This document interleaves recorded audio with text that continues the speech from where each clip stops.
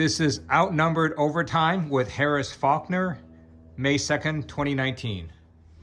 Pleasure. Thanks for having me. I want to get reaction now from the other side of the political aisle, bringing in Democratic Congressman and Judiciary Committee member Ted Lieu. Earlier today, you called Barr one of the most dangerous men in the nation's capital. And you just heard from Congressman McClintock. Why would you say something like that? Thank you, Harris, for your question. Bill Barr is dangerous for two reasons. One, he misled the American people about what was in the Mueller report. We know that because Robert Mueller wrote him a letter saying so. And second, right now, Bill Barr is suing in court to eliminate the law that guarantees pre-existing conditions health care coverage. No, all right. So, yes. Well, we may have time to get to the health care, but I want to drill down on Barr because that's the news from yesterday, that long hearing that we saw, and then the AG not going to the House Judiciary Committee today. So you say that he misled. That letter, and I've got a copy of it here, that letter that Mueller wrote Barr blamed the media. And I mean, maybe the media gets a lot of blame for a lot of things, but he was complaining to Bill Barr that he didn't like the way the media was portraying the Mueller report or the four-page deal that he handed over himself, William Barr. 95% of it is unredacted. You got a lot to work with there. Harris, I understand why you just said what you did, because that's what my colleague Tom McClintock said. No, I have a copy of the letter, actually. Okay, that's why I said it. So let's read the letter together. Robert Mueller actually specifically says the Attorney General's March letter is the one that he was worried that did not capture the nature and substance and context of the report. So Robert Mueller in that letter was not talking about the media. He was specifically referring to Bill Barr's four-page summary. Tom McClintock simply got that wrong. No, I'm looking at it, and he does say the media. He says that there is now public confusion. Right, but read a sentence or two before that. He talks specifically about Bill Barr's March letter.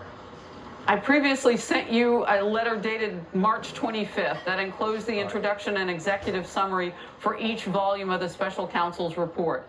Right. The at issue here is that he doesn't say that the Attorney General gets it wrong. He says he doesn't like how it's being portrayed. And so then the Attorney General turns around and he puts information out that's 95% unredacted. And by the way, Congressman, look, you could actually move as a body of government and change the law to include the grand jury.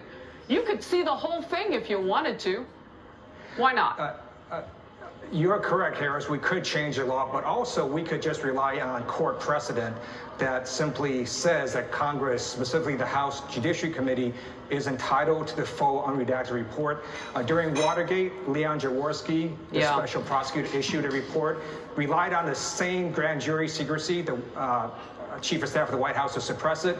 The court held for Congress. So that's what we're trying to do. Just all of that expired when we stopped with independent counsel who could do the very thing that you're talking about and did so with the Clinton case. That expired in 1999, and what we have now are new rules that regulate what special counsel can do.